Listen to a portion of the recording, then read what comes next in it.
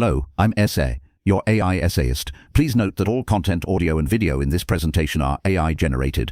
As AI can sometimes produce inaccuracies, I encourage you to verify any factual information presented. With that in mind, let's begin. The intellectual atmosphere of the late 19th century was a firmament of settled certainties pricked by emergent, inexplicable lights. Physics, in particular, felt itself approaching a grand denouement, a discipline of elegant, established equations describing a clockwork universe. The atom, as conceived by John Dalton, remained the hard, indivisible, and inviolate billiard ball of matter, the fundamental Lego brick of existence. Chemistry, guided by the profound ordering principle of Dmitri Mendeleev's periodic table, was a science of arranging these immutable atoms into new combinations. Yet, within this edifice of confidence, strange emanations were troubling the foundations. The 1895 discovery of X-rays by Wilhelm Conrad Röntgen presented a form of radiation that passed through solid matter, a deeply counterintuitive phenomenon. This discovery acted as the direct propedeutic catalyst for the work of Henry Becquerel, who, while investigating fluorescence,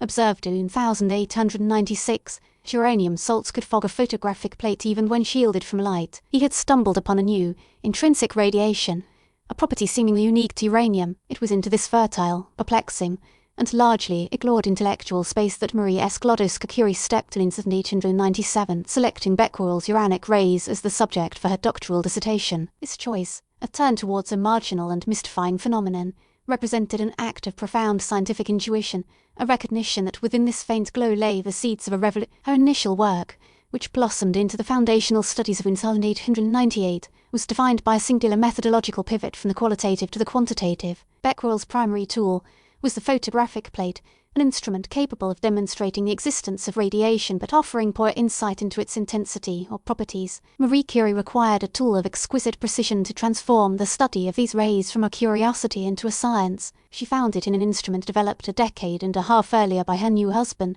Pierre Curie, and his brother, Jacques. The piezoelectric electrometer was a device of subtle genius. It operated on the principle that applying mechanical stress to a quartz crystal generates a minute predictable electric potential. This known charge could be used to precisely cancel out and thereby measure an unknown electric current. Marie Curie recognized that the rays from uranium ionized the air through which they passed, creating a weak but detectable electrical conductivity. By measuring this ionization current with the piezoelectric electrometer, she could assign a precise numerical value to the activity of a substance. This was the instrumental key that unlocked the entire field. She had a way to measure radioactivity with an accuracy that was, for the time, astonishing, capable of detecting currents as low as a few picoamperes. Armed with this apparatus, she embarked on an assiduous, systematic survey of all known elements and a vast array of minerals and compounds housed at the School of Industrial Physics and Chemistry in Paris. Her initial findings confirmed Becquerel's work. The activity of uranium compounds was directly proportional to the amount of uranium present,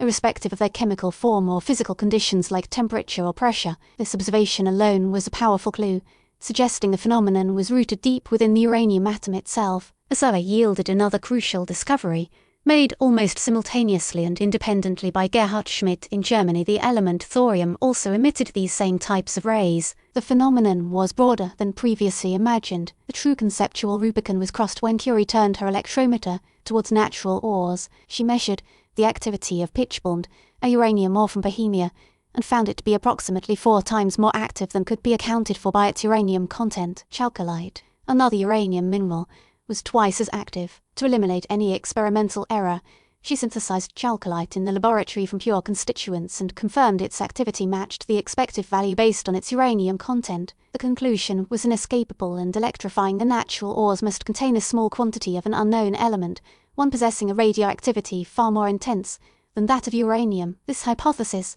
articulated in a paper presented to the Académie des Sciences in April 1898, marks the intellectual birth of her most significant contribution. Herein lies her first profound conceptual leap. Before this, the rays were uranic rays, a property of a single element. Curie's work suggested the existence of radioactivity as a general phenomenon and, more critically, as an intrinsic, measurable, and fundamental property of the atom itself. The energy was coming from within the atom, a notion that stood in stark opposition to the entire edifice of classical physics and chemistry, which held atoms to be immutable and energetically passive entities. The indivisible atom of Dalton was beginning to show cracks. The hypothesis of a new element demanded chemical proof. This initiated the next phase of the Curie's work, a legendary feat of physical chemistry performed in a draughty, abandoned shed on the Rue Lomond, joined now in the effort by Pierre, who had abandoned his own research on crystals to pursue the implications of his wife's discovery.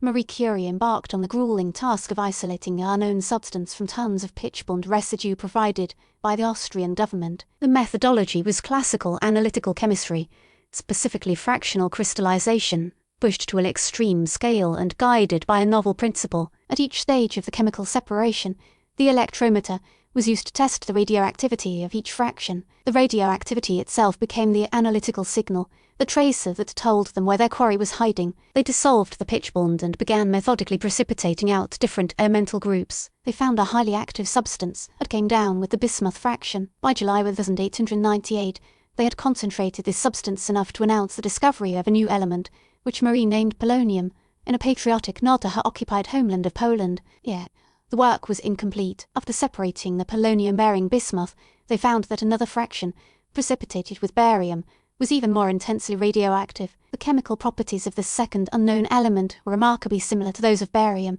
making its separation a formidable challenge. Through thousands of painstaking crystallizations, they progressively enriched the barium chloride solution with the more radioactive substance, which was slightly less soluble. Each successive crystallization yielded crystals that glowed more intensely in the dark and registered ever higher readings on the electrometer. By December 1898, working with the spectroscopic expert Eugene Anatole de Marseille, they identified new spectral lines in their highly enriched sample, lines belonging to no known element. They announced the discovery of radium. The immediate impact of these discoveries sent shockwaves through the scientific community, eliciting both immense excitement and deep skepticism. The very existence of radioactivity, particularly the energetic output of radium, presented a severe challenge to the first law of thermodynamics, the principle of the conservation of energy. Where was this ceaseless energy coming from? Lord Kelvin, a titan of 19th century physics, remained publicly perplexed, suggesting the energy might be absorbed from an unknown ethereal source. Chemists, meanwhile,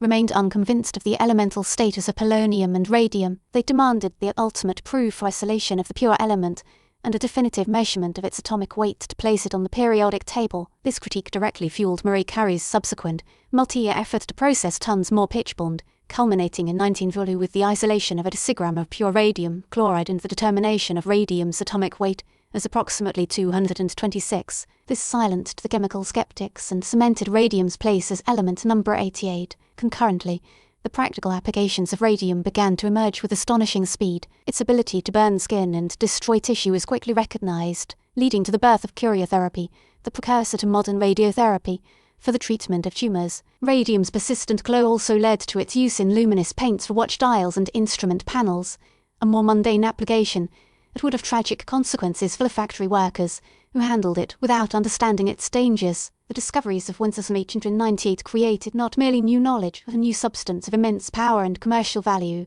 a new branch of the long-term evolution of Curie's work defined the trajectory of 20th century physics. A central insight, that radioactivity was an atomic phenomenon, was the empirical bedrock upon which Ernest Rutherford and Frederick Soddy built their revolutionary theory of atomic transmutation in 1902. They proposed that radioactive elements were spontaneously transforming into other elements, a modern form of alchemy that explained the source of the energy. The atom was not immutable, it was dynamic, unstable, and undergoing a process of decay. Rutherford, in his subsequent experiments, used the alpha particles emitted by Curie's radium as projectiles to probe the structure of matter. This led to his 1911 discovery of the atomic nucleus, a dense, positively charged core containing nearly all the atom's mass. The indivisible Daltonian atom was officially obsolete, replaced by a miniature solar system model. Curie's discoveries provided both the central mystery to be solved the nature of radioactivity and the essential tool with which to solve it, a concentrated source of subatomic particles. Her work directly enabled the research that dismantled the old physics and erected the new. The very act of isolating radium and polonium founded the science of radiochemistry, and her meticulous measurements established the first standards in the field, eventually leading to the definition of the Curie as a unit of radioactive decay rate. This legacy was passed down directly, a familial as well as intellectual inheritance. Her daughter, Anne Joliot Curie, working with her husband Frédéric Joliot, would go on to discover artificial radioactivity in 1934, bombarding stable elements with alpha particles to make them radioactive. This work, a direct intellectual descendant of her mother's research, earned them a Nobel Prize and opened the door to the production of radioisotopes for a vast range of scientific and medical applications. The reception of her work was complex, coloured by the institutional prejudices of the era, while her 1,898 papers were published under her name, sometimes with Pierre's.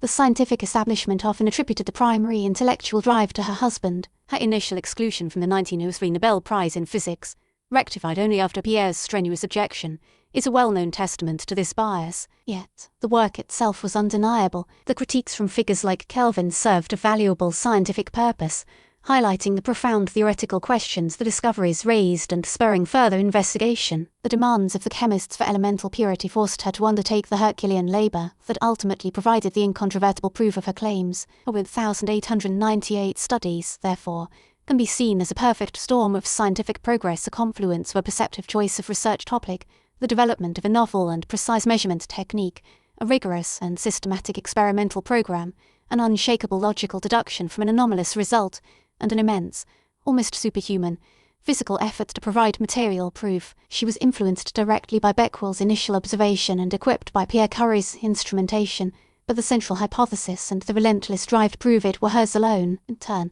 he directly influenced the entire generation of physicists who would map the subatomic world, with Ernest Rutherford standing as the most prominent example of a researcher whose entire career was fundamentally enabled by the phenomena she uncovered and the materials she isolated. In retrospect, the collection of research executed by Maria Skłodowska Curie in the period surrounding 1898 represents far more than the discovery of two new elements. It was a fundamental recalibration of our understanding of matter and energy. It was a demonstration of a new kind of scientific investigation, one where a physical phenomenon, radioactivity, became the guiding beacon for chemical separation. The work began in the subtle glow of uranium salt in a dark drawer and culminated in a substance so potent its luminescence was visible to the naked eye, a substance that defied the known laws of physics. She took a faint, marginal effect and, through intellectual rigour and sheer force of will, revealed it to be a window into the very heart of the atom. Studies on radioactive substances transformed a physical curiosity into a fundamental property of the universe,